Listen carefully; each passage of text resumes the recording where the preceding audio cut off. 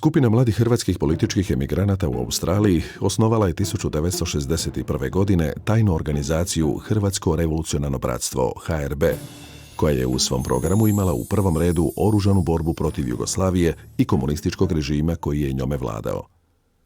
U nemilosrdnom podzemnom ratu između HRB-a i Jugoslavenske tajne policije, UDBE, tijekom sljedećih 10 godina diljem svijeta poginulo je po nekoliko vodećih pripadnika s obje strane. Najpoznatiji podvig HRB-a zvao se Akcija Feniks 72 ili Bugojanska akcija iz lipnja i srpnja 1972. godine, kada je 19 pripadnika HRB-a odlučilo upasti u Jugoslaviju i u Srednjoj Bosni podići narodni ustanak s ciljem stvaranja neovisne, slobodne i demokratske Hrvatske države.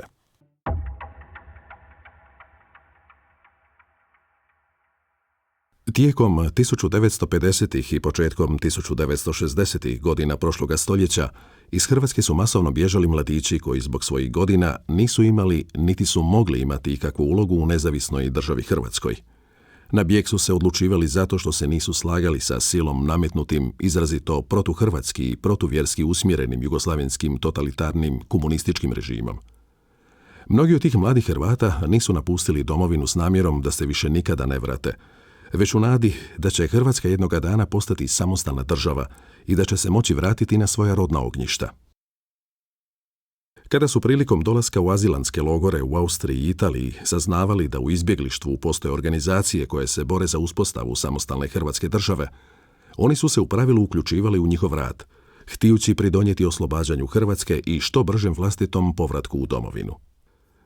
Daleko najpoznatija politička organizacija hrvatskih političkih izbjeglica u to vrijeme bio je Hrvatski oslobodilački pokret, HOP.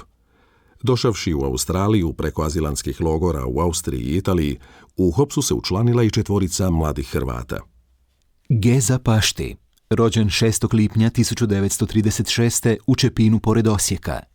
Jure Marić, rođen 29. studenoga 1931. u Kruševu pokraj Stoca u Hercegovini. Ilija Tolić, rođen 30. lipnja 1930. pokraj Dervente u Bosanskoj Posavini. Josip Oblak, rođen 18. rujna 1937. u Španovici pokraj Daruvara. Međutim, već nakon nekoliko godina, njih 4, jedan neovisno o drugomu, postali su nezadovoljni radom HOP-a, u kojemu su i sami bili aktivni članovi. Smatrali su da je HOP s jedne strane ostao začahuren u okvirima nostalgične postustaške ideologije, a s druge strane javno zagovarao jalovo oslanjanje hrvatske iseljeničke politike na zapadne sile. Taj 4-člani krug mladih hrvatskih izbjeglica smatrao je da upravo zapadne sile najviše rade na očuvanju Jugoslavije. Iz toga su razloga počeli razmišljati o osnivanju nove političke organizacije u hrvatskom iseljeništvu, koja bi modernizirala politički program, prilagodila ga novonastalim prilikama u Hrvatskoj i svijetu, te bi odmah i svim dostupnim sredstvima otpočela bitku za uspostavu samostalne Hrvatske države. Odrednica svim dostupnim sredstvima podrazumijevala je nedvojbeno i nasilne revolucionarno-osloboditeljske metode, budući da su smatrali da beogradski vlastodržci nikada neće pristati na mirno stvaranje samostalne Hrvatske, te da se protiv takvog neprijatelja može boriti jedino njegovim metodama. Zaključak je bio, s obzirom na stajalište da će vlasti zapadnih država poduzimati sve da bi spriječile aktivnosti u hrvatskom iseljeništvu koje bi mogle ugroziti opstanak Jugoslavije, da treba osnovati tajnu konspirativnu organizaciju koja će provoditi autentične hrvatske revolucionarne političko-osloboditeljske akcije, neovisno o interesima pojedinih svjetskih velesila. Tako je krajem 1961. godine u Australiji osnovano Hrvatsko revolucionarno bratstvo, HRB. Iz osnivačkih dokumenata HRB-a proizlazi da je prvo vodstvo HRB-a činio 4-člani glavni revolucionarni stan u sastavu, glavni tajnik, postrojbeni tajnik, te osim njih još 2 vijećnika. Glavni revolucionarni stan HRB-a je tijekom nekoliko tjedana nakon osnivanja usvojio osnovne organizacijske dokumente: program, postrojbeni pravilnik, stegovni pravilnik, tekst prisege, uredbu o financiranju itd. HRB je bio ustrojen po uobičajenim pravilima revolucionarnih organizacija. U organizaciji je postojao šifrirani način djelovanja i svaki je član imao konspirativno ime. Za svakog novog člana morala su jamčiti 2 djelatna člana, a primljeni je član morao položiti prisegu kojom se dragovoljno obvezivao na bezuvjetno pokoravanje organizacijskim propisima i na izvršavanje organizacijskih zadataka. Većinu osnivačkih dokumenata sastavio je Geza Pašti, pa su upravo zbog te njegove uloge osnivači HRB-a smatrali da čelno mjesto glavnog tajnika u organizaciji treba pripasti njemu. Pseudonim Geze Paštija kao glavnog tajnika HRB-a bio je Leonard Barčić, a Jure Marića kao postrojbenog tajnika HRB-a Ivan Kršan. Pašti i Marić su imali i osobne pseudonime, Alija Hasanović i Marijan Kršan. Kao članovi glavnog revolucionarnog stana, Ilija Tolić i Josip Oblak imali su pseudonime Franjo Zelenko i Silvio Lipnić.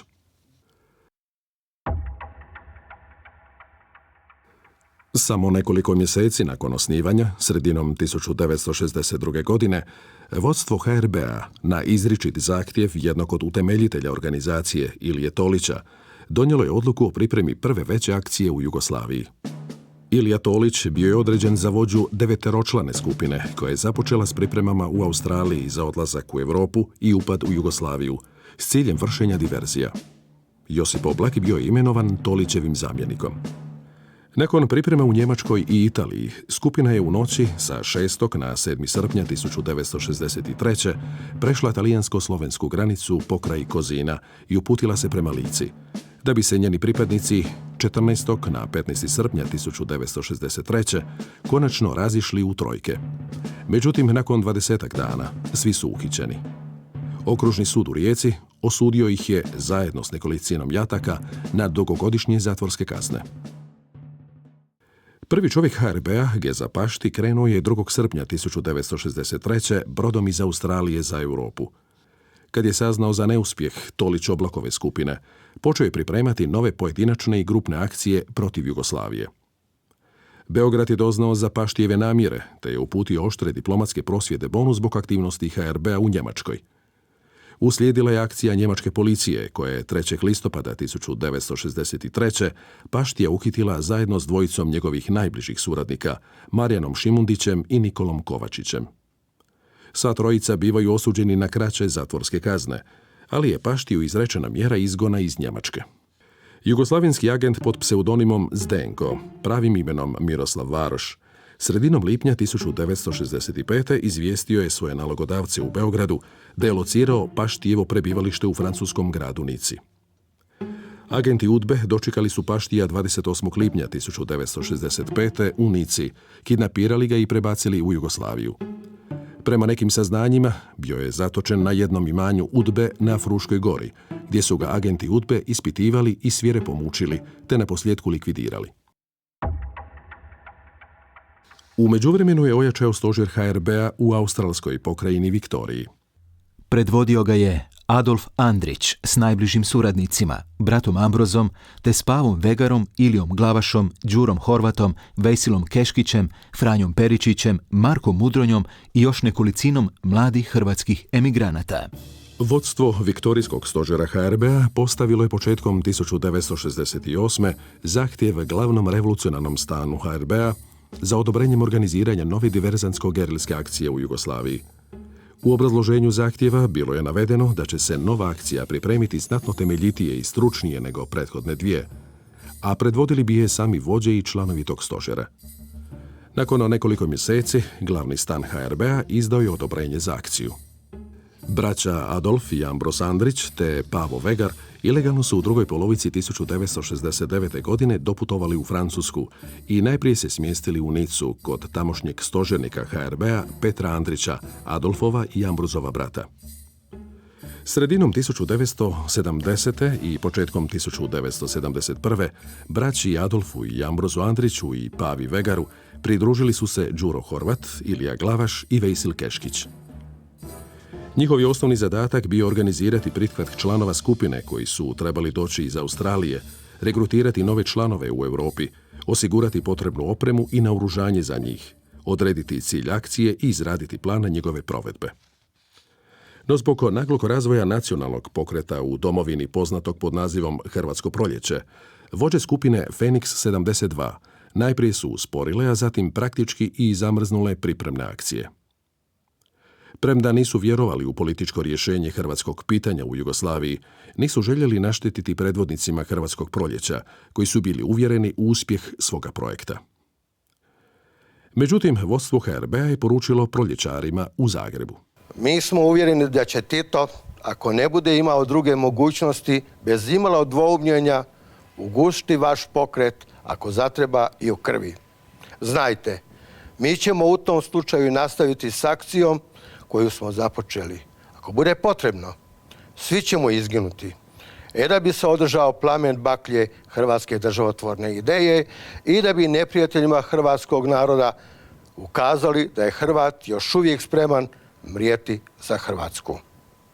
Odluka o zamrzavanju akcije opozvana je neposredno nakon partijsko-vojnog puča na 21. sjednici predsjedništva Centralnog komiteta Saveza komunista Jugoslavije 1. i 2. prosinca 1971. u Karađorđevu. Svega nekoliko dana nakon tog puča, vodstvo Feniksovaca se sastalo u Strasburu i donijelo odluku o intenzivnim pripremama za diverzantsko-gerilski upad u Jugoslaviju. U tom trenutku još se nije znao sastav skupine, kao ni konačni cilj i plan akcije, ali je kao njen termin u svakom slučaju određen početak ljeta 1972. Ilija Glavaš dobio je zadatak pronaći odgovarajuću lokaciju za kamp što bliže austrijsko-jugoslavenskoj granici, gdje bi se skupina okupila i obavila zadnje pripreme. Pogodno mjesto pronađeno je 20 km jugozapadno od Graca, u planinskom predjelu obraslom visokom bukovom šumom Garanas. Prema prvotnom planu, članovi gerilske skupine trebali su početi pristizati u kamp za obuku između 5. i 16. lipnja 1972. Posljednji je u kamp trebao stići budući vođa skupine Ambros Andrić. Međutim, jedan nepredviđen događaj poremetio je njihove planove, te djelomično utjecao na sastav skupine i početak akcije. U ranim jutarnjim satima, 9. lipnja 1972. eksplodirala je podmetnuta minska naprava u haustoru zgrade u Strasburu, u kojoj je stanovao Ambros Andrić. UDBA je tom eksplozijom htjela alarmirati francusku i njemačku policiju, nakon što su njeni agenti izgubili vođe skupine Fenix 72 iz vidokruga. Francuzi su zaista istoga dana raspisali tjeralicu za braćom Andrić, te Vegarom i Mudronjom. Kad su doznali za to, donijeli su odluku o prijevremenom odlasku u kamp i izolaciji od vanjskog svijeta. Adolf Andrić, rođen 3. ožujka 1942. u Kreki pokraj Tuzle, emigrirao je 1960. godine u Italiju, a zatim je prešao u Australiju, gdje je postao član HRB-a pod pseudonimom Bošnjak. Ambros Andrić, rođen 1. prosinca 1939. u Kreki pokraj Tuzle, emigrirao je 1960. godine u Italiju, a zatim je prešao u Australiju, gdje je postao član HRB-a pod pseudonimom Domagoj. Nikola Antunac, rođen 23. kolovoza 1950. u Karlovcu, 1969. godine napustio je studij teologije u Zagrebu i otišao na takozvani privremeni rad u Salzburg, gdje je postao član HRB-a pod pseudonimom Tesla. Petar Bakula, rođen 3. veljače 1947. u Rastovači pokraj Posušja, početkom 1972. godine napustio je posao u Posušju i otišao na takozvani privremeni rad u Salzburg, gdje je postao član HRB-a pod pseudonimom Uskok. Filip Bešlić, rođen 16. ožujka 1936. u Rastovači pokraj Posušja, emigrirao je 1965. godine u Austriju, odakle je otišao u Australiju, gdje je postao član HRB-a pod pseudonimom Zmaj. Vidak Buntić, rođen 28. siječnja 1942. u Velikom Ograđeniku pokraj Čitluka, 1968. godine otišao je na takozvani privremeni rad u Njemačku. U Karlsruheu postao je član HRB-a pod pseudonimom Ročko. Vili Eršeg, rođen 20. listopada 1939. u Žigorovcu pokraj Varaždina. Od 1970. godine nalazio se na privremenom radu u Salzburgu, gdje je postao član HRB-a pod pseudonimom Billy Kid. Ilija Glavaš, rođen 8. prosinca 1939. u Lužanima pokraj Uskoplja. Godine 1962. otišao je na rad u Australiju, gdje je postao član HRB-a pod pseudonimom Alija. Đuro Horvat, rođen 12. travnja 1942. u Palinovcu pokraj Čakovca. U jesen 1960. godine ilegalno je prešao u Austriju, a odatle u Australiju, gdje je postao član HRB-a pod pseudonimom Jasenko. Vejsil Keškić, rođen 6. lipnja 1939. u Maloj Peći pokraj Bihaća. Emigrirao je 1959. godine u Italiju, odakle je otišao u Australiju, gdje je postao član HRB-a pod pseudonimom Krajišnik. Vinko Knez, rođen 26. siječnja 1953. u Kuzmici pokraj Slavonske Požege. Početkom 1972. godine otišao je na privremeni rad u Austriju, gdje je postao član HRB-a pod pseudonimom Buffalo. Viktor Kancijanić, rođen 15. ožujka 1945. u Tinjanu pokraj Pazina. Napustio je 1969. godine studij teologije u Rijeci i otišao studirati filozofiju u Salzburgu, gdje je postao član HRB-a pod pseudonimom Veli Jože. Ilija Lovrić, rođen 29. siječnja 1945. u Varvari pokraj Prozora. Emigrirao je 1965. godine u Austriju, odakle se kasnije prebacio u Australiju, gdje je postao član HRB-a pod pseudonimom Ramac. Stipe Ljubas, rođen 21. rujna 1951. u Đakovu.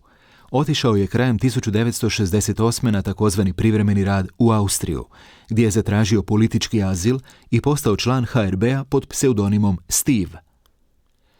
Vlado Miletić, rođen 25. listopada 1946. u Velikom Ograđeniku pokraj Čitluka. Nakon prekida studija medicine u Zagrebu, 1968. godine otišao je u Njemačku u Karlsruhe, gdje je postao član Ujedinjenih Hrvata Njemačke i HRB-a pod pseudonimom Kopitović.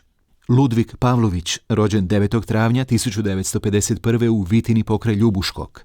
Početkom 1969. godine otišao je na takozvani privremeni rad u Njemačku, gdje je došao u kontakt s HRB-om i postao njegov član pod pseudonimom Dido. Ivan Prlić, rođen 8. rujna 1951. u Sovićima pokraj Gruda. Godine 1971. otišao je na takozvani privremeni rad u Austriju, gdje je postao član HRB-a pod pseudonimom Bekijac. Pavo Vegar, rođen 10. studenoga 1939. u Vašarovićima pokraj Ljubuškoga. Emigrirao je 1959. godine u Italiju, a 1960. godine otišao je u Australiju, gdje je završio obuku komandosa u australijskim specijalnim vojnim jedinicama i postao član HRB-a pod pseudonimom Skorzeni.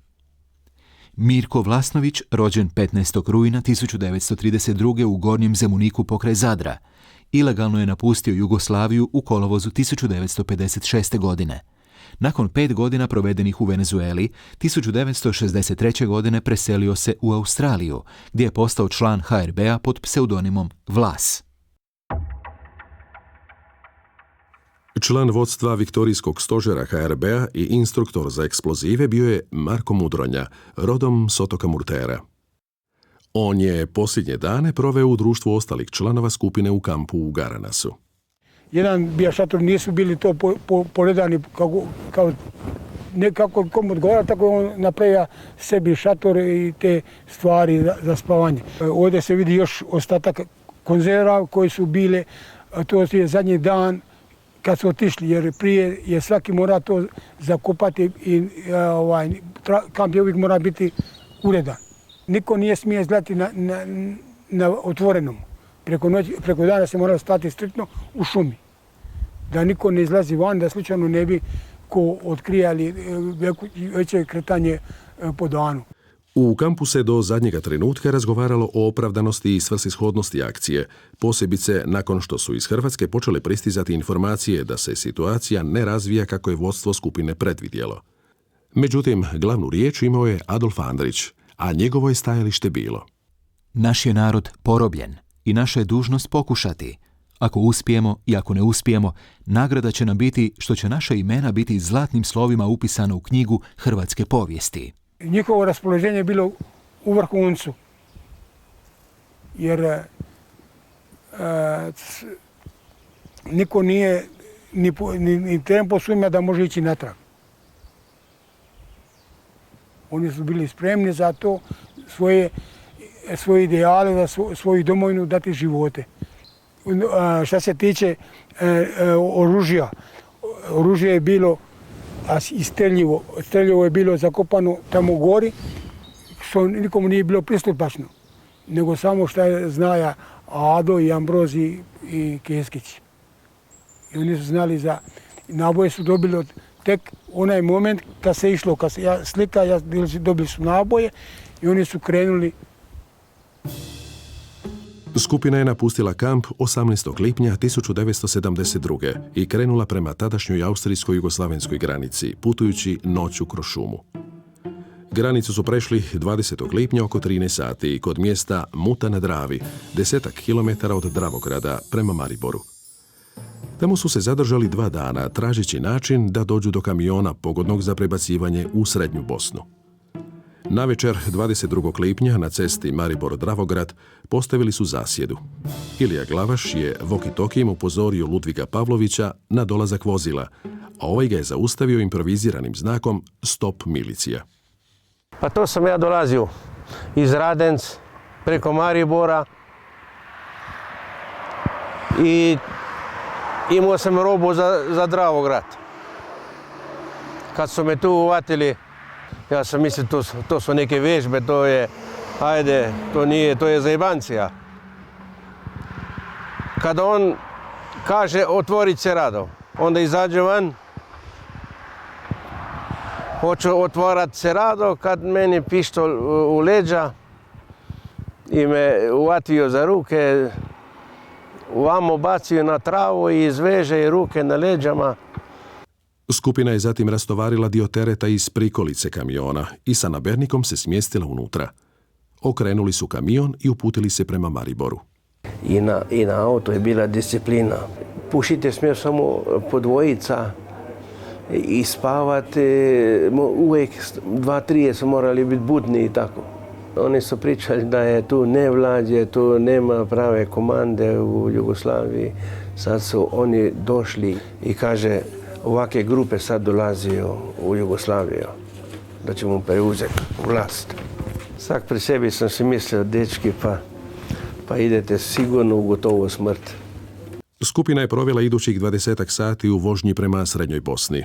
Prvotna odluka vođa skupine bila je da se upute prema tromeđi Hrvatske, Hercegovine i Bosne, te stvore bazu na planini Vran. Tu su se trebale formirati 3 grupe. Jedna bi djelovala prema Dalmaciji, druga prema Hercegovini i treća prema Srednjoj Bosni.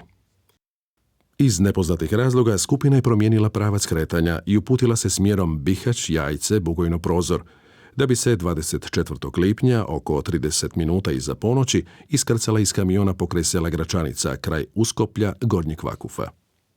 A tamo sa ona 2 brata valjda razgovarala, šta ćemo sa njim. Pa kaže, ovaj što je bio na autu pozadi, pustimo ga. I tak sam valjda zbog njega ostao živ. Nakon nabernikova odlaska, članovi skupine krenuli su u 2 kilometra udaljene Gornje Lužane, rodno mjesto Ilije Glavaša. Franc Nabernik je nastavio voziti bez prekida, da bi se javio iz Popovače u svoje poduzeće u Dravogradu i obavijestio ih da je otet. Jugoslavenske službe sigurnosti, kao što se vidi iz elaborata UDBE i KOS-a, još nisu znale ništa o skupini Feniks i njenim ciljevima. Mjere uprave javne sigurnosti Maribor. Od trenutka kad je primila prvu vijest 20. lipnja 1972. godine o pojavljivanju trojice nepoznatih lica na području Bistrički jarak, do vijesti dobivene od Franca Nabernika 24. lipnja 1972. u 10 sati, bile su rutinske prirode i zasnivale se na pretpostavci da je riječ o uobičajenom pograničnom incidentu. U Gortini na putu Maribor-Dravograd 23. lipnja 1972. u 10 sati milicijska ophodnja pronašla je napuštenu teretnu prikolicu registracije 2342, vlasništvo poduzeća Autoprijevoz. Poslije toga nastavljena je daljnja istraga koja se zasnivala na pretpostavci da je riječ o ilegalnoj vožnji ili o kriminalnom djelu. Članovi skupine ulogorili su se kod Gornjih Lužana, kod jednog izvora vode u obližnjoj šumi. Ilija Glavaš je posjetio svoju tetu, Luciju Glavaš, i opskrbio se hranom. U predvečerje 24. lipnja 1972. godine Feniksovci su na mjesnom groblju u Gornjim Lužanima obnovili prisegu u kojom se svaki član HRB-a obvezivao na potpunu spremnost borbe i žrtvovanja za slobodu hrvatskog naroda i samostalnu Hrvatsku državu uz HRB-ovo geslo Život za Hrvatsku. Nakon ispitivanja Franca Nabernika, službe sigurnosti stavljene su u pripravnost, ali još bez čvrstih podataka o skupini i njenom kretanju. Na temelju do tada prikupljenih podataka tijekom 24. lipnja 1972. prihvaćeno je kao moguće da je skupina terorista ušla u Jugoslaviju. Po nalogu saveznog ministra izdanom 25. lipnja 1972. u 3:00 sata ujutro organizirano je prebacivanje Nabernika helikopterom za Bugojno, gdje je stigao oko 11 sati. Uz njegovu pomoć pronađeno je mjesto na kojemu je skupina napustila kamion, a također su pronađeni i tragovi. Noć 24. na 25. lipnja članovi skupine Feniks proveli su kod sela Prištavac, da bi 25. lipnja ujutro nastavili put i oko 10 sati u podnožju Raduše zvanom Nišan susreli skupinu lovaca iz Bugojna. Lovce su zarobili i oduzeli im oružje, ali su im nakon gotovo trosatnog razgovora i političkog uvjeravanja oko 13 sati vratili oružje, doduše bez streljiva, i pustili ih da se vrate svojim domovima. Međutim, čim su lovci došli u Bugojno, susret s Feniksovcima prijavili su tamošnjoj miliciji. Tek tada, dakle 5 dana nakon što je skupina Feniks 72 prešla austrijsko-jugoslavensku granicu, UDBA je bila uvjerena da se hrvatski gerilci nalaze u Jugoslaviji. Obavještajni analitičar u Beogradskoj centrali UDBE je zaključio: Može se konstatirati da je SDS raspolagala saznanjima koja su ozbiljno ukazivala da se HRB priprema za ubacivanje svojih oružanih grupa, vođenje gerile i izvođenje terorističkih akata u SFRJ i prema našim predstavništvima u inozemstvu.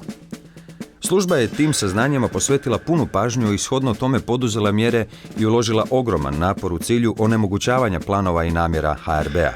Usprkos tome ostaje činjenica da je grupa braće Andrić izvršila veći dio završnih priprema i završnu obuku u Austriji. Prešla državnu granicu, boravila 2 dana u pograničnom području, 3. dana otela kamion i prebacila se oko 500 km u unutrašnjost državne teritorije, a da služba to nije znala. Jugoslavenska propaganda ulagala je velike napore kako bi prikrila propuste u vlastitom sigurnosno-obavještajnom aparatu i zaštitila se od blamaže, kako pred vlastitom javnošću, a još više u očima svjetskih centara moći, kojima je Jugoslavija predstavljena kao stabilna i sigurna država. U tu svrhu su o akciji Feniks 72 napisani brojni propagandni feljtoni i knjige, a kako bi se unijela zabuna u redovima hrvatskih domoljuba, izmišljen je lik 20. čovjeka, navodno pripadnika same skupine koji da je istu u jednom trenutku izdao. 20. čovjek, međutim, uopće nije postojao, a UDBA sama priznaje u svome elaboratu da nije posjedovala ključne informacije o planovima i djelovanju skupine Feniks 72. Nakon definitivne potvrde prisustva skupine Feniks 72 na području Jugoslavije, odnosno Srednje Bosne, započela je mobilizacija jedinica milicija i Jugoslavenske narodne armije i njihov pokret prema području gdje je skupina viđena u blizini Bugojna.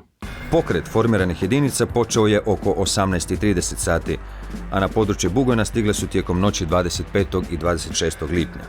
Prema tome, već tijekom 25. na 26. lipnja na područje Bugojna stiglo je oko 350 vojnika iz starješine 7. armije, oko 300 pripadnika milicije i SUP-a i teritorijalne jedinice jačine oko 3400 ljudi. Vojna policija Jugoslavenske narodne armije mobilizirala je nekolicinu civila zbog njihova poznavanja terena. Jedan od njih je bio Nikica Šimić iz sela Okolišća u podnožju planine Raduše. Oko 4 sata ujutro, 26. lipnja 1972. probudili su ga vika i galama u dvorištu. Kad je otvorio vrata, ugledao je poznanika iz Bugojna, milicionara Đoku Krvopića. U dvorištu se nalazilo 20 vojnih policajaca predvođenih kapetanom Milošem Popovićem, zapovjednikom čete vojne policije Jugoslavenske narodne armije u Sarajevu. Krvopić je Šimiću priopćio da je mobiliziran zbog poznavanja putova prema vrhu Raduše. Šimić se pokušao oduprijeti, ali ga je kapetan Popović prekinuo riječima: Nema priče, ideš s nama milom ili silom. Šimić se na brzinu obukao i krenuo s pripadnicima vojne policije JNA prema Raduši. 3 grupe vojne policije krenule su u češljanje područja Raduše. Skupina kapetana Popovića, koji je Šimić bio vodič, išla istim smjerom kao i članovi skupine Feniks, te ju je sustigla oko 9 sati i 30 minuta 26. lipnja 1972. na sjevernoj padini Raduše zvanoj Ilije. Nakon nekoliko minuta započela je pucnjava. Kada je grupa kapetana Popovića došla na odstajanje od oko 200 metara, uslijedila je brza paljba iz cjelokupnog naoružanja policije u pravcu diverzanata i poziv kapetana Popovića diverzantima na predaju. Umjesto predaje, diverzanti su pretrčali otkriveno zemljište, a grupa policajaca sa kapetanom Popovićem u trku je sustigla zaštitnicu diverzantske grupe u šumi i našla se gotovo među diverzantima. Sa bliskog odstojanja smrtno je pogođen kapetan prve klase Miloš Popović, a zatim i policajac Branko Blečić. Ranjeni su Nedeljko Stevanović, vodnik stažist, i vojnik Rade Sandulović. Gotovo u borbi prsa o prsa ubijen je Adolf Andrić, jedan među vodećima u diverzantskoj grupi. Trojica su se razbježala, ali i kasnije uhvaćena. Mi smo išli pozadi kolone, pa svoje jedno 20 do 30 metara, oni su išli naprijed, ali primijetio sam da su išli u strelce. I još smo malo išli naprijed, kad počela je pucnjava. Ja sam rekao Đoki, pa šta je ovo Đoko, ovo sam u sunce, kaže on ništa niko, ajmo vidjeti šta je bilo naprijed. I mi smo otišli naprijed, odavde otprilike, pa šta ja znam, jedno svojih do 50 metara, čuo se vojnik ječi. Pucnjava je okrenula i pucalo je se svoji možda jedno od 8 do 10 minuta. A ovi je vojnik što je bio ranjen, on je uvijek ječio. I sad ja smo i Đoko išli naprijed da vidimo šta je bilo u ovome pravcu prema ovoj prugi. I tamo kad smo došli, onda je ovi jedan gerilac skočio na me s lijeve strane i uhvatio me i povukao me sebi.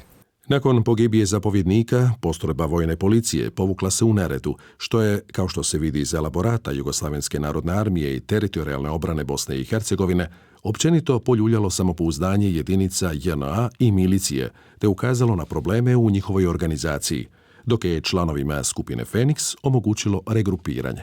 Pogibija kapetana Popovića dovela je do napuštanja borbe grupe vojne policije. Gubljenje kontakta sa diverzantskom grupom od strane ostataka vojne policije predstavlja nedopušten, krajnje štetan i ničim opravdan postupak.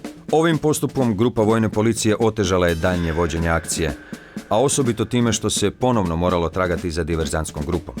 Naši gubici u ovoj akciji utjecali su negativno na odlučnost i aktivnost jednog dijela naših jedinica, a kod pojedinaca izazvali strah, pa i primjetno izbjegavanje izravnih sukoba sa diverzantima. Diverzanti su se nakon iznenadnog napada vojne policije brzo snašli i učinkovito se suprotstavili napadu. Osobito su dobro koristili zemljište i naoružanje u bliskoj borbi. U prilog su im išle i izražene slabosti vojne policije. Kada je pucnjava prestala, čovjek koji je zarobio Nikicu Šimića zapovjedio mu je da ga slijedi do obližnje šume. Tamo ih je dočekalo, kako je procijenio, 20-ak nepoznatih vojnika. Šimić je predan na čuvanje jednom Bradonji. Kasnije je saznao da je riječ bila o Viktoru Kancijaniću. I ja sam sjeo na žile od bukve, on je isto pokraj mene stajao i rekao mi je, ako počuješ bižati, ja ću te ubiti.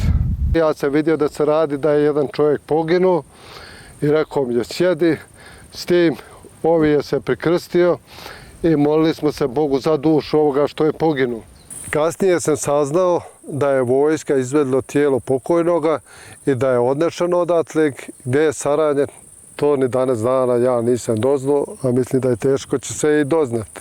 Nikica Šimić je kasnije saznao da se čovjek koji ga je zarobio zvao Ambros Andrić i da je nazočio pogrebu njegova brata Adolfa. Pri prvom sukobu s postrojbama Jugoslavenske narodne armije, Feniksovci su, osim poginulog Adolfa Andrića, ostali bez još trojice članova, Ivana Prlića, Nikole Antunca i Vinka Kneza. Oni su tijekom sukoba izgubili kontakt sa skupinom i nisu joj se više uspjeli priključiti. Prlić je krenuo sam i bio je zarobljen 27. lipnja 1972. rano ujutro oko 4 sata u sjeveroistočnom podnožju Raduše.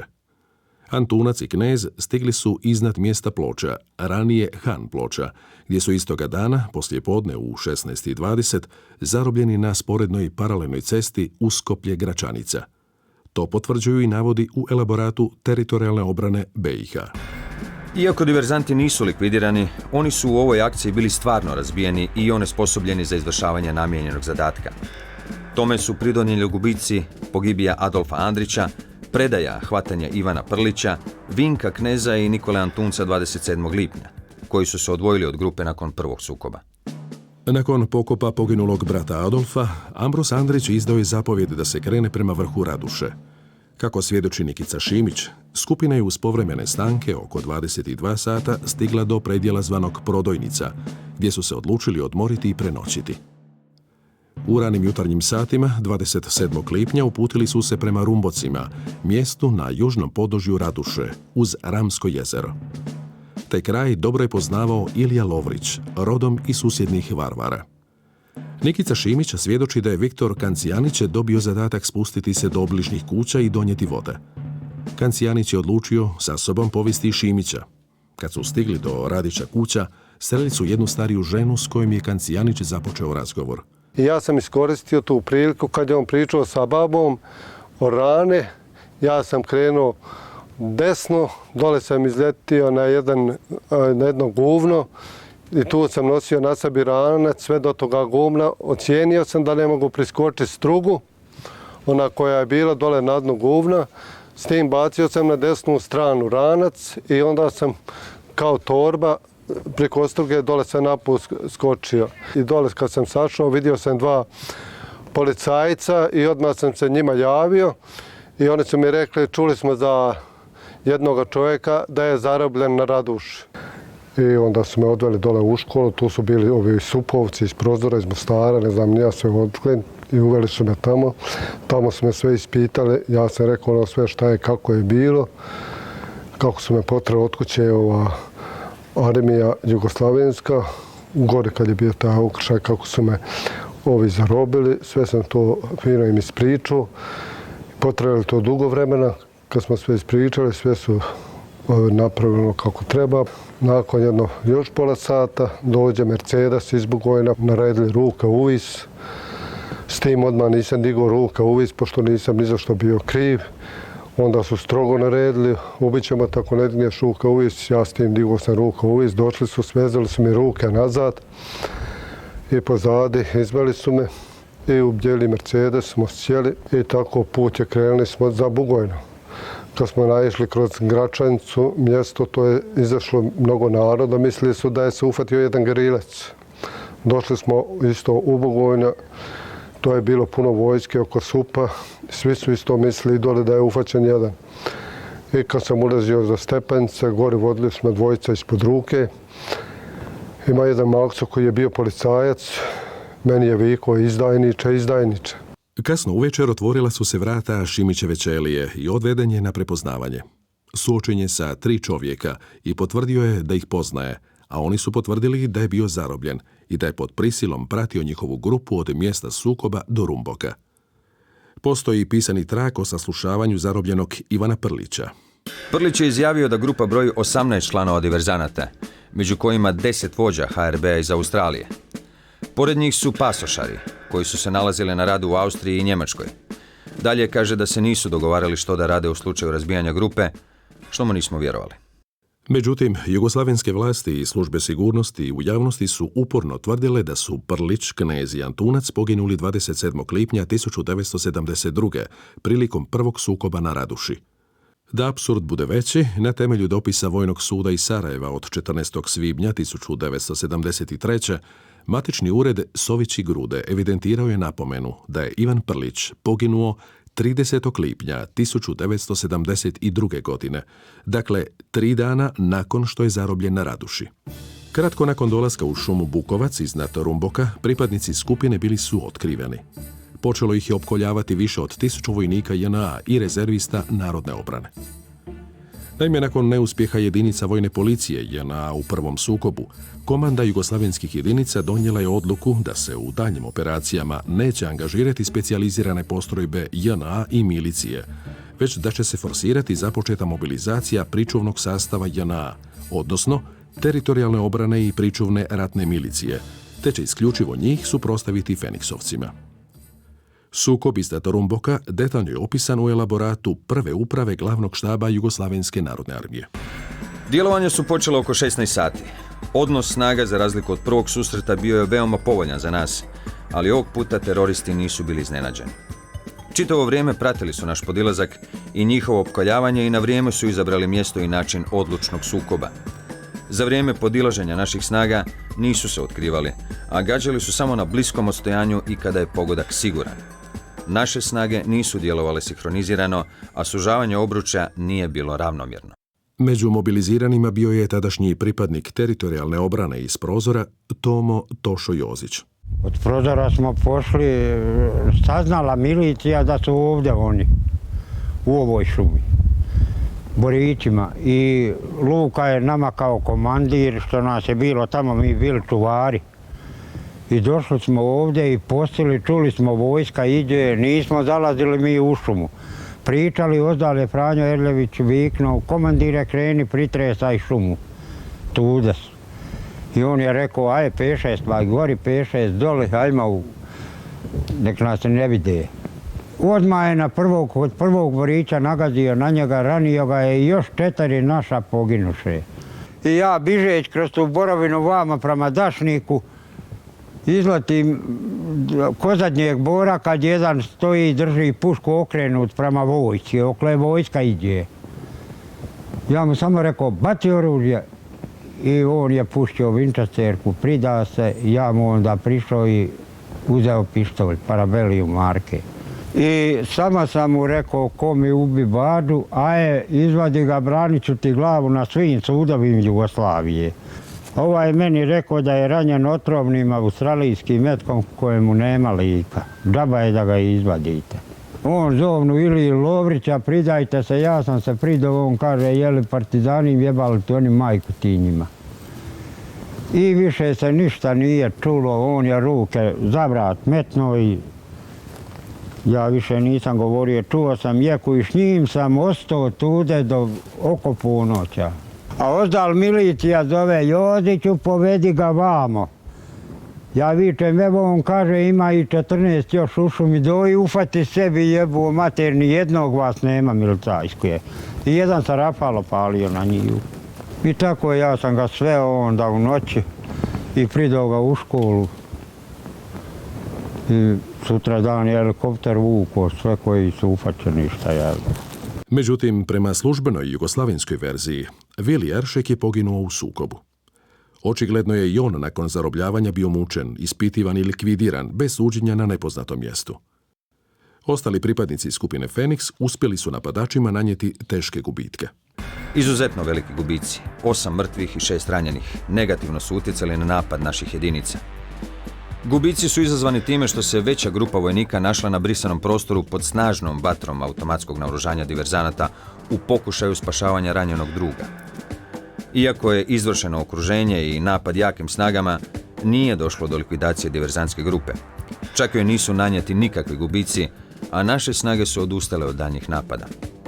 Primicanjem mraka osjetila se mogućnost izvlačenja terorista iz obruča, ali značajnijih pomaka i manevara kod naših snaga nije bilo s ciljem da se to onemogući. Diverzantska grupa, podijeljena na 2 podgrupe, uspjela se izvući iz okruženja u toku naredne noći bez gubitaka. Tijekom sukoba na Raduši, Feniksovci su uočili neočekivanu okolnost, da im je Beograd umjesto profesionalnih postrojbi JNA i milicije odlučio suprotstaviti vojnu i milicijsku pričuvu, sastavljenu od običnih građana koje Feniksovci nisu smatrali svojim neprijateljima. Ilija Lovrić, koji je bio iz tog kraja, imao je priliku primijetiti da se među mobiliziranima nalaze mnogi njegovi susjedi, za koje je znao da su dobroćudni i pošteni ljudi. Zbog toga je vodstvo skupine Feniks 72, kad je počela padati noć i sukob jenjavati, donijelo odluku o prekidu akcije i povratak, odnosno izvlačenje u inozemstvo. Međutim, tada je došlo do podjele Feniksovaca u 2 skupine, koje su se nastavile kretati paralelnim pravcima u razmaku od nekoliko kilometara. Cilj jedne grupe bio je stići do Blidinja, a druge do Rakitna, gdje su se planirali pripremiti za daljnje izvlačenje prema Dalmaciji. Lijevim pravcem kretali su se Ambros Andrić, Pavo Vegar, Vidak Buntić, Mirko Vlasnović i Ilija Lovrić, a desnim Ilija Glavaš, Filip Bešlić, Vlatko Miletić, Ludvik Pavlović, Stipe Ljubas i Petar Bakula. Trojica preostalih članova skupine, Vejsil Keškić, Đuro Horvat i Viktor Kancijanić, koji su se u trenutku izbijanja sukoba nalazili na udaljenijim položajima, nisu se uspjeli ponovno priključiti matici, nego su se pokušali pojedinačno izvući iz područja Rame. Nakon sukoba, Vejsil Keškić se prikriva u okolnim selima, Onda se odlučio spustiti u središte Rumboka, gdje je pod još uvijek nerazjašnjenim okolnostima 29. lipnja zarobljen. Đuro Horvat se uspio probiti kroz obruč te izaći na glavnu cestu Prozor Jablanica i doći do tunela gdje započinje Jablaničko jezero. Na izlasku iz tunela, kratko iza ponoći 2. srpnja 1972. u okršaju sa stražom teško je ranjen i zarobljen. Viktor Kancijanić je u luku preko sela Varvara zaobišao Ramsko jezero i iz nepoznatog razloga uvečer se 1. srpnja oko 21 sat plivajući vratio u zaselak Donje selo. Sklonio se u kuću pokojnoga Marka Iličića gdje se raspitao za situaciju u mjestu i zatražio nešto hrane i odjeću. Ujutro sljedećeg dana misu u obližnjoj crkvi prekinuo je zvuk rafalne pucnjave. Stipe Korda zajedno s 10 župljana uputio se prema mjestu pucnjave u samoj blizini Ramskog jezera. Ovdje je bio stog i taj čovjek koji je bio kraj stoga ranjen, ležao je na leđima, crijeva su mu bila probušena vani, su izašla i mrtav je bio. Već i došao je helikopter, pokupili su ga, nama su rekli da se odstranimo i mi smo se odmakli od toga, otišli, on je otišao gdje ne znam. Prelazeći Ljubušu, Ilija Lovrić je iz nepoznatih razloga napustio grupu i krenuo sam u pravcu Duvanjskog polja. Stigavši 1. srpnja 1972. oko 14 sati u selo Omolje, Ilija Lovrić je navratio u mjesnu trgovinu koju je vodio Boško Karan. Karan je bio suradnik UDBE i zato nije bio mobiliziran u teritorijalnu obranu. Odmah je posumnjao u Lovrića i čim je ovaj napustio trgovinu, potrčao je do mještanina Adama Grgića koji je imao traktor. Zajedno su slijedili Lovrića koji se uputio preko polja prema selu Donja Bukovica. Kad je primijetio da ga prate, Lovrić je pokušao pretrčati ravninu i prijeći magistralnu cestu Tomislavgrad-Posušje. U istom trenutku iz oba pravca naišle su patrole teritorijalne obrane i milicije. Cijeli događaj iz neposredne udaljenosti promatrao Mate Čujić. I vidim da 3 čovjeka ozvoli da jedan pred njima možda svoji jedno 100 metara do 200, šta ja znam koliko je bilo, nisam ja mogao to izmjeriti. Tačno da su ga gonili i on trče i leti pred njima, oni za njim i dotišli do ove Čujića bare. I samo je bilo da on priđe možda jedno 20 metara cestu gore da je priskočio. Ovi su doletili za njim već kad je on bio dole ranjen. Tu su pucali i vidim skočio je u jarugu i onda oni nisu više, ne smiju vojska da dođe kod njega, zvali su ga da iziđe. On je rekao da nema oružja, nikakva, nešto je pištoljičića imao, to je bacio od sebe. Oni su to mu uzeli i njega su uzeli i nosili su ga tu preko ovizi njiva, znaš, preko međa i donijeli su ga na cestu. Tu je se vojska sastala, u tome je stigao i načelnik te milicije, komandir, ne znam ni ja sve šta je on bio, neki Nikola Stanić. Onda pitali su oni njega odakle je on i kako se zove. On je rekao da je Ilija Lovrić iz Rami. On je živ otjeran otalen i stavljen je u kampanjolu i čovjek je i govorio njima, sve to sam ga slušao. I otrali su ga, pa di je završio, kako je, ja to ne znam. Stanić je sljedeći dan odvezao Lovrića u štab akcije Raduša u zgradi škole u Rumbocima. Nedaleko se nalazila gostionica Nikole i Šimuna Đolana, koji su poznavali Lovrića i njegovu obitelj. Ja sam slučajno izašao ovdje, bio sam slobodan taj dan. I onda su oni kad s njega, dvojica su ga vodili između ruku i odveli su ga iz povrte štale i doli ga na Usovo spustili. Helikopter je se spustio doli i digo je se, otišao je prema Maklinu. Kud su ga otrali, to ja ne znam. Ilija Lovrić je prebačen u Bukojno gdje je smješten u zgradi milicije. Tu je utvrđeno da je zapravo lakše ranjen iznad koljena desne noge. Nakon 2 dana je zajedno s Đurom Horvatom helikopterom odveden u nepoznatom pravcu. Ilija Lovrić je bio još jedan Feniksovac koji je na kraju, poslije ispitivanja i mučenja, likvidiran bez ikakva suđenja. Službena jugoslavenska verzija i u njegovu slučaju je glasila da je poginuo u sukobu s pripadnicima jugoslavenskih oružanih jedinica. Andrićeva skupina došla je 30. lipnja 1972. do Vran planine, gdje je sakrila većinu oružja. Zatim ih je Buntić poveo do kuće svog kuma Ivana Topića uz Blidinsko jezero.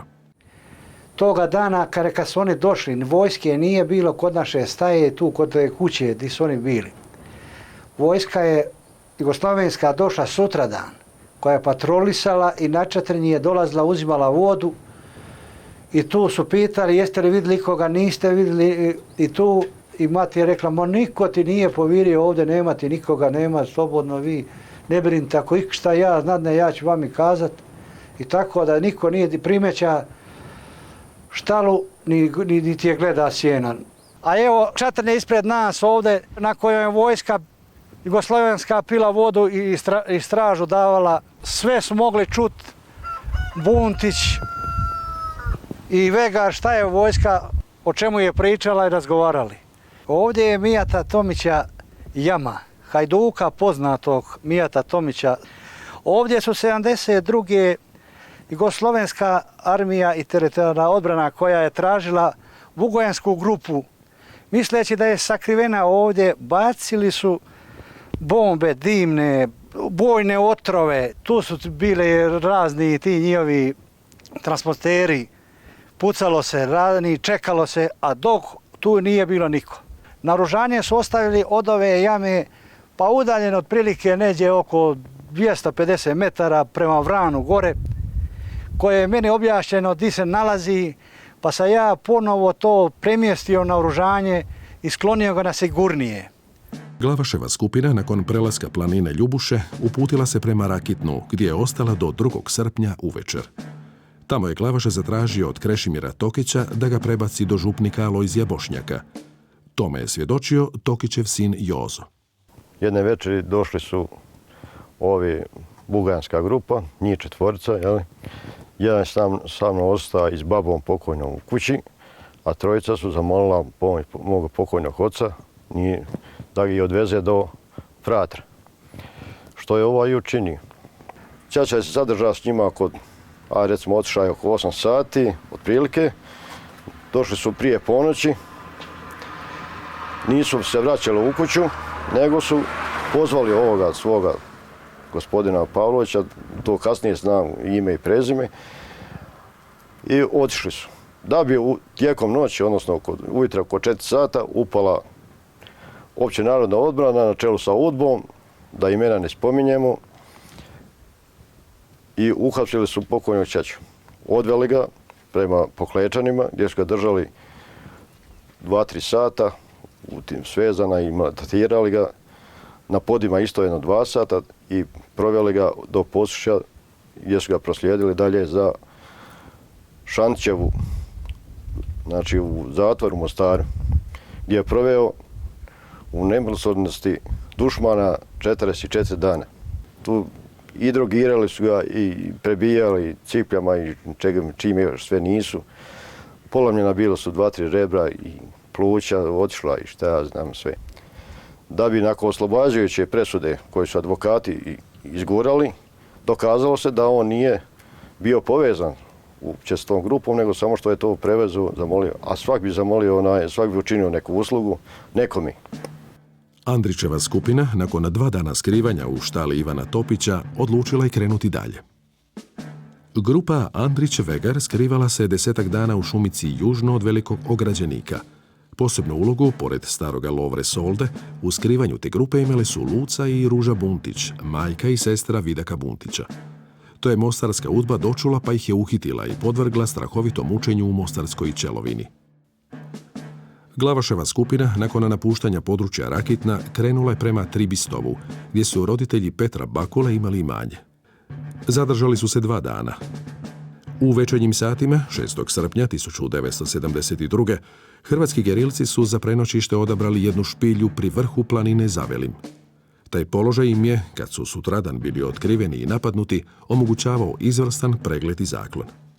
Ova Glavaševa grupa imala je 7. srpnja 1972. okršaj s jedinicama TO na potezu Debelo brdo Kaldrma na Zavelimu, sjeverno od sela Vir, iz kojeg se izvukla bez gubitka, dok su na našoj strani bila 2 mrtva i 2 ranjena. Nakon sukoba na Zavelimu, Glavaševa grupa nastavila je put prema granici s Hrvatskom. Preko Raškog polja stigli su 8. srpnja 1972. u Vinicu, gdje su naišli na mladomisničku gozbu Jakova Lučića. Iz mraka su došle 3 osobe. Bili su obučeni u NATO jaknama, vidljivog oružja nije bilo. Nama je svejedno bilo jasno o komu se radi, jer je javnost u to vrijeme bila informirana i na svim ključnim položajima je bila jugoslavenska policija. Dečki su pozdravili sa Hvaljen Isus, tražili su ko je mladomisnik, na što sam se ja predstavio. Rekli su da su žedni i gladni. Ja sam ih zamolio da se sjednu. Pitao sam da li žele s nama večerati ili s nama jest. Bili su uglavnom jako nervozni i ispaćeni. Rekli su da nemaju vremena za to. Dali smo im nešto popiti, uglavnom su htjeli vodu bez alkohola i nisu imali vremena dinirati ili jesti s nama, nego smo im napunili njihove torbe, ruksake. Glavaševa skupina je istoga dana ušla u Hrvatsku na području Kamenskog i krenula prema Sinju, držeći se podužju planine Kamešnice. Nakon nekoliko neuspješnih pokušaja prelaska rijeke Cetine, Vlatko Miletić i Ludvig Pavlović odlučili su 13. srpnja napustiti Glavaševu grupu i vratiti se na područje BiH. To su napravili u zaleđu Sinja i prešavši Dineru preko perivoja Vaganj, spustili su se na hercegovačku stranu pokraj Prologa u općini Livno. Oko 20 sati istoga dana naišli su na zasjedu pokraj sela Tribića, gdje je Vlatko Miletić poginuo, a Ludvig Pavlović zarobljen. Banjaločke novine, Glas Srpske, objavile su 3. rujna 2007. razgovor sa stanovitim Mitrom Barošom, koji je izjavio da je on osobno zarobio Ludviga Pavlovića. Dvojica su iz te razbijene grupe terorista naišla na našu zasjedu. Kada su došli blizu nas, iskočili smo iz zasjede i povikali: "Ruke uvis, u ime naroda predajte se!" Jedan od emigranata brzo se snašao i potegao pištolj, ali Stipo Pačar je bio brži i sasuo rafal u njega. Drugi emigrant koji se nalazio na mojoj strani munjevito je skočio prema meni, uhvatio me za nos i sukao nož, skakavac. Nekako sam ga uspio snažno udariti kundakom po ruci koja je u tom trenutku klonula, a nož je pao na zemlju. Uperio sam pušku prema njemu i ponovno mu naredio da se preda, što je on i učinio. U matičnoj knjizi umrlih u Čitluku zavedeno je na temelju dopisa broj 337/72 Vojnog suda u Sarajevu da je Vlatko Miletić poginuo 28. lipnja 1972. Dakle, 15 dana prije nego što se to doista dogodilo. Ilija Glavaš, Filip Bešlić, Stipe Ljubas i Petar Bakula, nakon što su ih napustili Miletić i Pavlović, nastavili su se kretati podnožjem Kamešnice u namjeri da na pogodnom mjestu prijeđu Cetinu. Uspjelo im je to 15. srpnja oko 23 sata prijeći rijeku preko ceste na brani Peruča. Tom prilikom je Petar Bakula lakše ranjen u nogu. Mada je učinjeno sve da se onemogući prijelaz teroristima preko Cetine, postavljene zasjede duž cijele rijeke sa obadvije strane na brani, teroristi su uspjeli preći preko brane zbog grubih pogrešaka zasjede. Na jednoj strani brane postavljena je zasjeda od 3 profesionalnih čuvara brane, a na drugoj od 3 milicionara. Prva zasjeda je propustila teroriste bez ikakve intervencije. Druga, milicijska straža, pokušala je zaustaviti teroriste, ali je otvorila vatru tek kada su teroristi bježeći stigli na rub obližnje šume. Međutim, straža je ipak ranila u nogu terorista Petra Bakulu, što je znatno smanjilo pokretljivost terorista. Druga skupina Feniksovaca, Ambroz Andrić, Pavo Vegar, Vidak Buntić i Mirko Vlasnović, napustila je područje Velikog Ograđenika, nakon što je UDBA uhitila 30-ak rođaka članova skupine Feniks 72 u Hercegovini. Osjetivši da se steže obruč oko njih, 19. srpnja 1972. krenuli su prema Dalmaciji. U blizini današnjega pograničnog prijelaza Drinovci-Slivno ušli su u Hrvatsku, te nastavili prema Zagvozdu, kojega su prošli oko 22 sata 20. srpnja. Hodajući u sjeverne padine Biokova, stigli su do Cetine, koji su prešli sljedećeg dana, 21. srpnja, ispod naselja Katuni. U šumi blizu Blata na Cetini zadržali su se do oko 20 sati i 30 minuta, kada su krenuli prema selu Trnbusi, smještenom ispod sjeverne strane Mosora u Omiškoj općini. Uvečer 21. srpnja teroristi su se pojavili u selu Trnbusi. Jedan je mještanin odmah obavijestio načelnika stanice javne sigurnosti iz Omiša, koji se sa svojim šoferom i tajnikom skupštine općine uputio prema teroristima. Te večeri oni su ubili Vegara i Ambroza Andrića, dok su Buntić i Vlasnović pobjegli. U tom sukobu lakše su ranjeni načelnik stanice javne sigurnosti i njegov šofer. Okolnosti pogibije Andrića i Vegara nikad nisu do kraja rasvjetljene, ali iz izjave trojice pripadnika milicije, Luke Generalića, Ante Madunića i Ivana Šegona, koje su dali istražnom sucu u Splitu, može se zaključiti da su vozeći se u službenom milicijskom automobilu na izlazu iz Trnbusa naišli na Andrića i Vegara kraj ceste. Izjave Šegona, Generalića i Madunića tek donekle rasvjetljavaju događaj. Osim Šegona, koji vjerojatno nije vidio pogibiju Andrića i Vegara, ali se teško može vjerovati da naknadno nije saznao istinu, Generalić i Madonić nedorečeni su i proturječni u pogledu opisa samoga događaja. Madonić izjavljuje da je Vegar usmrćen pokraj auta na cesti, dok Generalić tvrdi da je pucao u obližnje grmlje, koje se zasigurno nije nalazilo nasred ceste. Uostalom, iz fotoelaborata očevida vidljivo je da nije bilo nikakva grmlja na mjestu ubojstva, kako Vegarova, tako ni Andrićeva. Iz toga fotoelaborata, u kojem jasno piše da se Andrić nakon ranjavanja pritajio u jamu za kreć, kao i iz izjava svjedoka, moglo bi se zaključiti da su Vegar i Andrić, koji su uza sebe imali samo pištolje, vjerojatno bili ranjeni u pucnjavi i ostali bez streljiva, te da su se pokušali skloniti. Andrić dakle u suhu krečanu, a Vegar preko puta kuće i ceste iza kamenog zidića. Glavaševa skupina nakon prelaska Cetine krenula je preko Svilaje prema Dalmatinskoj obali. Udba i milicija su pretpostavile njihov smjer kretanja i intenzivirale potragu, ali bez uspjeha. Skrivajući se u zaseocima i pastirskim kolibama, putovali su 8 dana, dok u jutarnjim satima 24. srpnja 1972. nisu stigli u zaseok Leskuri u Gornjem Ogorju u općini Drniš. Teroristi su 24. srpnja oko 3:00 sata stigli u selo Gornje Ogorje, o čemu je ubrzo dobivena obavijest. Jedan operativac je odmah dijelom jedinica TO krenuo u potjeru za njima.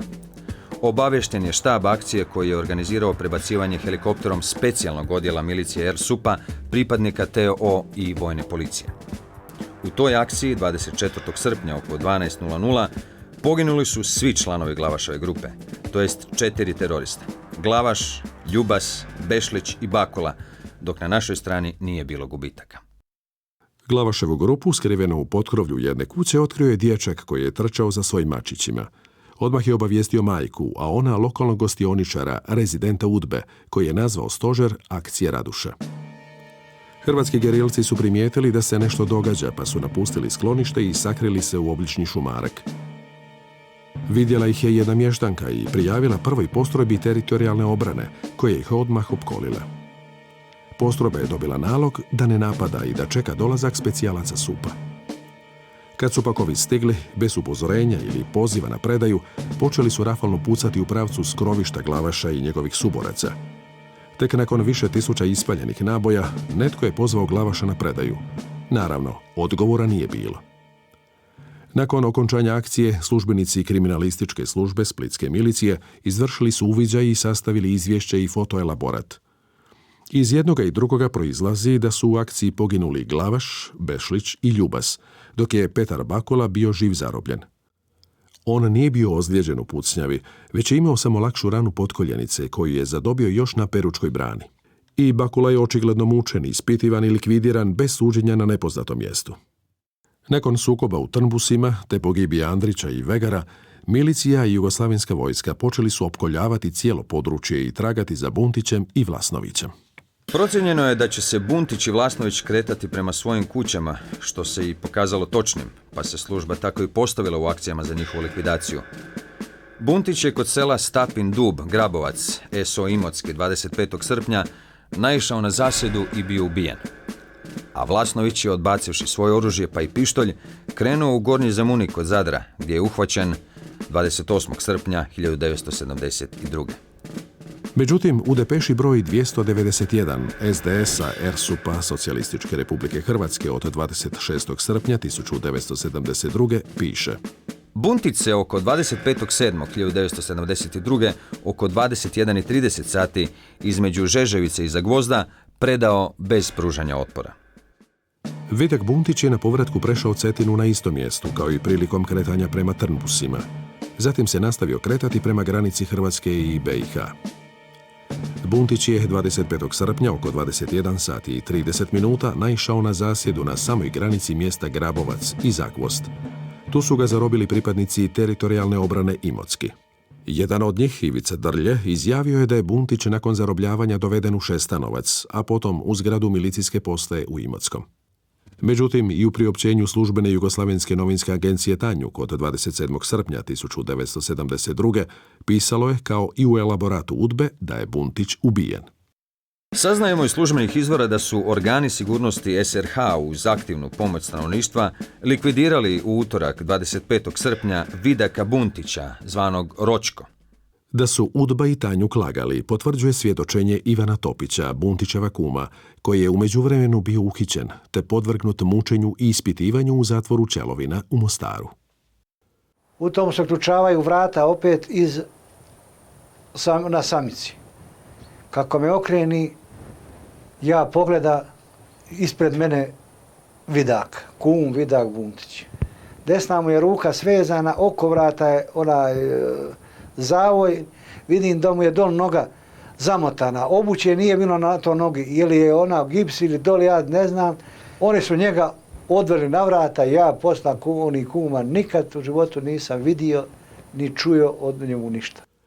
Znači da je i Buntić nakon mučenja i ispitivanja likvidiran bez suđenja na nepoznatom mjestu. Mirko Vlasnović je poslije sukoba u Trnbusima krenuo prema Dugopolju, a onda nastavio pješačiti i to noću do rodnog mjesta Zemunika Gornjeg pokraj Zadra, gdje je stigao 27. srpnja 1972. oko 21 sat. UDBA je to očekivala, pa je angažirala nekoliko suradnika među njegovim susjedima koji su danonoćno nadzirali njegovu rodnu kuću. Saznavši da je otkriven i želeći izbjeći izlaganje obitelji mogućem udbinu nasrtaju, donio je odluku da se više neće skrivati, nego da će se predati vlastima. Sljedećega dana, 28. srpnja 1972. kako je prenio Tanjuk, Izvršno vijeće Sabora Socijalističke Republike Hrvatske objavilo je priopćenje u povodu uhićenja Mirka Vlasnovića. Saopćeno je da je posljednji pripadnik grupe Mirko Vlasnović, zvani Vlas, za kojim se još tragalo, likvidiran u četvrtak, 27. srpnja 1972. godine. U sukobu sa skupinom Feniks 72 poginulo je 13 pripadnika jugoslavenskih oružanih snaga. Kapetan JNA Momčilo Popović iz Srbije i vojnik Branko Blečić iz Lovrana, dužnosnik milicije Luka Bošnjak iz Prozora, te 10 rezervista teritorijalne obrane i ratnog sastava milicije, Stjepan Radić, Ahmo Gelić, Ismet Čolić i Marinko Bradić iz Prozora, Kasim Alijagić iz Gornjeg Vakufa, Frane Ivanda i Mile Sabljić iz Tomislavgrada, Mile Odak iz Ljubuškoga, Franjo Grbešić i Branko Ljubičić iz Širokog Brijega. Još 15 pripadnika jugoslavenskih oružanih snaga, JNA, milicije i teritorijalne obrane bilo je u sukobima teže ili lakše ranjeno. Iz Tanjugova priopćenja je vidljivo da je čak i vodstvo tadašnjeg Sabora Socijalističke Republike Hrvatske sudjelovalo u medijskim manipulacijama, kojima je bio cilj ostaviti slobodne ruke UDBI i KOS-u pri odlučivanju hoće li se zarobljene hrvatske gerilce izvesti pred sud ili likvidirati bez suđenja. Prijepis magnetofonskog snimka 13. sjednice predsjedništva Socijalističke Federativne Republike Jugoslavije od 19. rujna 1972. otkriva da je šef Jugoslavenske države i vladajuće komunističke partije Josip Broz Tito osobno sudjelovao u odlukama o sudbini zarobljenih Feniksovaca. Ja bih htio ovdje jednu stvar postaviti, a to je pitanje suđenja nekima koje smo uhvatili od grupe 19-orice. Sad je najbolje vrijeme da ih stavimo pred sud. Trojicu, koliko ih tamo ima, ne znam. Da bi se mnoge stvari u inozemstvu malo drugačije razumjele. Oni koji su mrtvi, mrtvi su. a onima koji su ostali živi, njima ćemo suditi kako treba. I zna se kakav treba biti rezultat toga. Prva informacija u jugoslavenskim medijima o neobičnim događajima u Srednjoj Bosni pojavila se 28. lipnja 1972. u Sarajevskom oslobođenju. U kratkom članku s nadnaslovom U okviru provođenja koncepcije općenarodne obrane i naslovom Vježba u Bugojnu. Apsolutna cenzura nad informacijama o akciji Feniks 72 vladala je do 2. srpnja 1972. kada je novinska agencija Tanjug prenijela dio priopćenja Saveznog sekretarijata za unutarnje poslove, koje je pročitano istoga dana u večernjem dnevniku Savezne televizije, koji se emitirao iz Beograda, što je objavljeno i u svim sutrašnjim novinama. SSUP je priopćio da se ovih dana u zemlju ilegalno ubacila jedna ustaško-fašistička grupa terorista, među kojima se nalaze i neki poznati kriminalci. U našu zemlju su došli iz nekih zapadnoevropskih i prekomorskih zemalja. Pripadnici terorističke grupe došli su na područje zapadne Bosne. U prvom kontaktu sa službama sigurnosti i jedinicama teritorijalne obrane, teroristička grupa je bila razbijena i veći dio je uništen. Službe sigurnosti su na tragu ostacima razbijene grupe. Sljedeće priopćenje Saveznog sekretarijata unutarnjih poslova o djelovanju protiv skupine Feniks 72 objavljeno je 24. srpnja 1972. nakon likvidacije Glavaševe skupine, a sutradan su ga prenijele sve dnevne novine. U priopćenju je među ostalim stajalo da je likvidirano 17 od 19 terorista i da su još dvojica, Buntić i Vlasnović, u bijegu. Već u samom početku akcije, čim je UDBA doznala da skupinu Feniks 72 predvode pripadnici HRB-a iz Australije, pokrenut je lov na hrvatske iseljenike iz Australije, koji su se u tom trenutku zatekli na teritoriju Jugoslavije. Među ostalima, krajem lipnja i početkom srpnja 1972. uhićeni su Mato Kopić, Ivo Ivkić, Josip Barišić, Stjepan Čolik, Ante Miličević i Nikola Raspudić. Prva dvojica, Ivkić i Kopić, uhićeni su u rodnom kraju u Bosanskoj Posavini i osuđeni na dugogodišnje kazne u Tuzli. Barišić i Čolik praktički su kidnapirani u Zagrebu i odvedeni u Beograd, da bi na kraju bili osuđeni na dugogodišnje kazne u Sarajevu. Potkraj srpnja 1972. u Dubrovniku i Čitluku u BiH uhićeni su Ante Miličević i Nikola Raspudić, te u Mostaru likvidirani bez suđenja. UDBA je izvršila i nekoliko smrtonosnih operacija u inozemstvu protiv osumnjičenih pomagača akcije Feniks 72. U Salzburgu je početkom srpnja 1972. bez traga nestao član vodstva austrijskog stožera HRB-a Stipe Crnogorac, a sredinom kolovoza 1972. pokraj Venecije je pobijena tročlana obitelj jednog od vođa njemačkog stožera HRB-a Stjepana Ševe. UDBA-in plaćenik likvidirao je i njegovu 9-godišnju pokćerku Roze Marie. Josip Barišić svjedoči kako je tijekom istrage u zatvoru Vojnog suda u Sarajevu bio suočen s 4 zarobljenih Feniksovaca, Đurom Horvatom, Vejselom Keškićem, Mirkom Vlasnovićem i Ludvigom Pavlovićem. Suočenje je naložio i proveo, tvrdi Barišić, vojno-istražni sudac Ivan Fumić iz Zagreba, koji je zbog tog slučaja bio detaširan u Sarajevo. Pošto mi je, recimo, danas tvrdio da je Horvat mrtav, sutra ujutro me dovode i onda mi je naredio, kaže, vodite ga u onaj ugao tamo i okreni ga prema zidu. I kad su se vrata zatvorila, Fumić je naredio Barišiću, okreni se. Ja sam se okrenio, ovi su 2 stražara opet obišli oko mene da stoji iza leđa. Horvat je stajao ispred vrata i iza njega su bila isto 2 stražara, vezan u lance isto kao i ja. On je bio, ja ne znam kako sam ja izgledao, nisam se mogao vidjeti. On je bio užasan. On je bio iscrpljen, izmučen. On se nije mogao ispraviti. Njemu je vjerojatno kičma ili ne znam šta je bilo teško ozlijeđeno. Imao je uniformu jugoslavenske vojske na sebi bez ikakvih oznaka. Fumić se onako slavodobitno nasmijao. A jel ga poznaš? Ja sam šutio. A je li Đuro, jel ti poznaš Barišića? Đuro je rekao, da, poznam.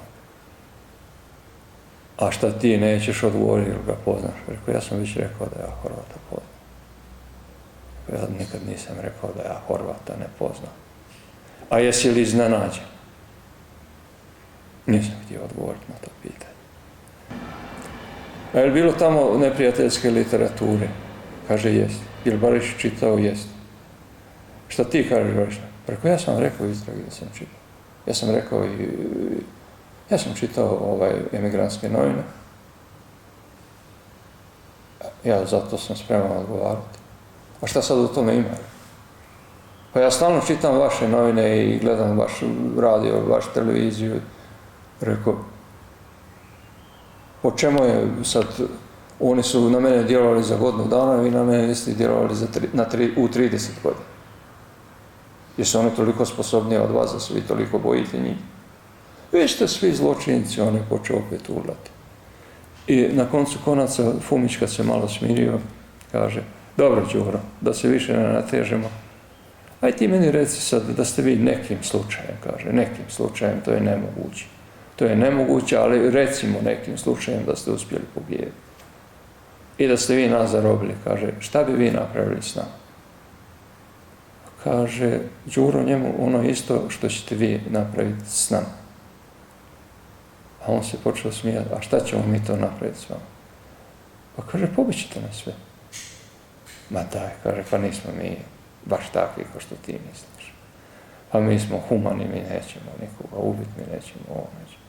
A Đuro se nasmijao na silu, jedno je procijedio kroz zub.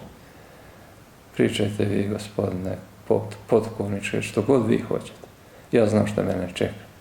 Vi ćete mene i sve nas pobiti ko pse ovdje. A kaže, to nije važno. Kaže.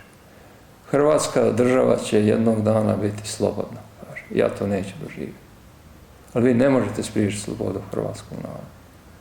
Kaže, vi možete zločin napraviti koliko hoćete. I napravit ćete, kaže, još puno. Ali slobodu hrvatskog naroda nećete nikad spriječiti. Đuro Horvat, Vesil Keškić, Mirko Vlasnović i Ludvik Pavlović izvedeni su pred Vojni sud u Sarajevu, koji ih je 21. prosinca 1972. osudio na kaznu smrti strijeljanjem. Prvo optuženi Horvat Đuro, drugo optuženi Keškić Vesil, treći optuženi Vlasnović Mirko i četvrto optuženi Pavlović Ludvik sa ličnim podacima utvrđeni na glavnom pretresu krivi su.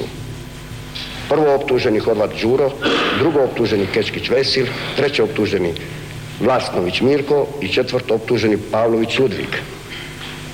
Što su učinili? Teško krivično djelo protiv naroda i države iz člana 122 u vezi člana 100 krivičnog zakonika. Krivično djelo ugrožavanja teritorijalne cjeline i nezavisnosti države iz člana 101 stavka 1 krivičnog zakonika i krivično djelo organizovanja i prebacivanja na teritoriju Jugoslavije oružanih grupa, pojedinaca i materijala iz člana 111 stavka 1 krivičnog zakonika.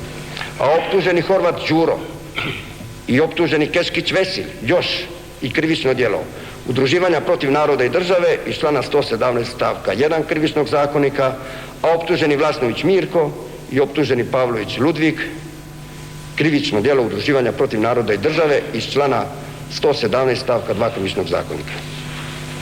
Pa se primjenom člana 46 stavka 1 tačka 1 krivičnog zakonika osuđuju prvo optuženi Horvat Đuro na kaznu smrti, drugo optuženi Keškić Vesil na kaznu smrti, treći optuženi Vlasnović Mirko na kaznu smrti i četvrto optuženi Pavlović Ludvik na kaznu smrti. Vrhovni vojni sud u Beogradu i Vrhovni sud Jugoslavije odbili su njihove žalbe. Predsjedništvo SFRJ potvrdilo je smrtne presude Horvatu, Keškiću i Vlasnoviću, dok je preinačilo smrtnu kaznu maloljetnom Ludvigu Pavloviću u 20-godišnju robiju. Horvat, Keškić i Vlasnović strijeljani su u ranim jutarnjim satima 17. ožujka 1973. pored skladišta municije na milicijskom poligonu u Rakovici, pokraj Sarajeva.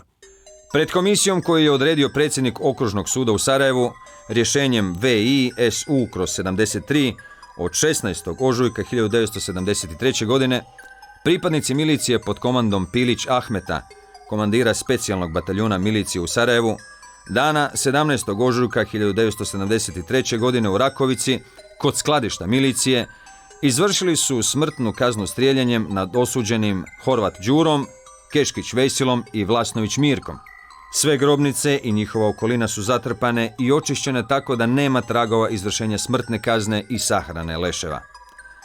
Sahrani leševa Horvat Đure, Keškić Vesila i Vlasnović Mirka prisustvovali su predsjednik komisije i zapisničar. Nakon što je kazna protiv Ludviga Pavlovića postala pravomoćna, on je iz vojnog zatvora u Sarajevu prebačen u kaznionicu u Zenici, gdje je bio smješten u samicu, u takozvanu Isusovaču, u podrumskom prostoru. Tu je u potpunoj izolaciji ostao do kraja 1975. godine, kada je prebačen u zatvor u Srijemskoj Mitrovici. Nakon više od 18 godina teške robije, Ludvig Pavlović je 21. prosinca 1990. prebačen u poluotvoreni zatvor u Lipovici u Hrvatskoj, da bi ga 3 mjeseca kasnije, 1. ožujka 1991. hrvatske vlasti oslobodile daljnjega izdržavanja kazne. Ludvig Pavlović se početkom rujna 1991. priključio dragovoljačkim jedinicama u Hercegovini, a već 18. rujna 1991. poginuo je u jednoj oružanoj akciji iznad Posušja u pravcu Tomislavgrada.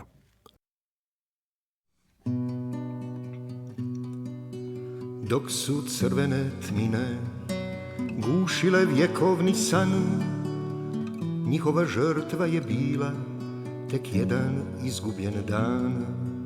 Dok su korijeni zemlje čuvali suze i znoj, oni su sanjajuć svjetlo išli u nemoguć boj. Vjetar je pjevao teško, kapi su odnijele vode, ostala samo je nada sjaja čiste slobode. Za žrtvu boljih vremena najhrabriji spremni su pasti, al vrijeme je jedini sudac snova, sile i vlasti. Vrijeme je jedini sudac koji dostiže sve. Vrijeme ima slobodu, a uzalud život bez nje. Lažni idoli i krinke samo su nerodni klas, tek hrabri podižu glavu da bi se čuo naš glas. Vjetar je pjevao teško, kapi su odnijele vode, ostala samo je nada sjaja čiste slobode. Za žrtvu boljih vremena najhrabriji spremni su pasti, al vrijeme je jedini sudac snova, sile i vlasti. Dok su crvene tmine gušile vjekovni san, njihova žrtva je bila tek jedan izgubljen dan. Lažni idoli i krinke samo su nerodni klas, tek hrabri podižu glavu da bi se čuo naš glas. Vjetar je pjevao teško, kapi su odnijele vode, ostala samo je nada sjaja čiste slobode. Za žrtvu boljih vremena najhrabriji spremni su pasti, al vrijeme je jedini sudac snova, sile i vlasti. Al vrijeme je jedini sudac snova, sile i vlasti. Al vrijeme je jedini sudac snova, sile i vlasti.